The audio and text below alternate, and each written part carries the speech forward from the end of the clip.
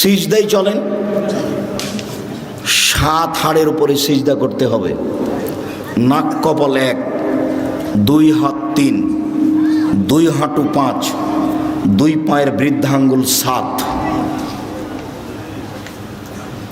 সিজদায় হাত পা চুলকাবেন না। সিজদায় গিয়ে যদি গাও চুলকান তাহলে এখন মাটিতে আছে 6টা।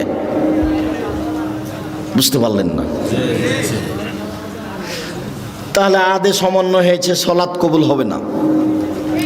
সিজদায় গিয়ে যদি একটা পা উঠে আর একটা পা চুলকান তাহলে এখন মাটিতে কয়টা আছে? 6টা। অথচ সিজদার সময় মাটিতে কয়টা থাকবে? 7টা। নাক আগে না কপাল আগে এই কথা নয়, দুটাই মাটিতে লেগে থাকবে এটা কথা। নাক কপাল 1, 2 হাত 3, 2 হাঁটু 5, 2 পায়ের বৃদ্ধাঙ্গুল 7। হাত দুটির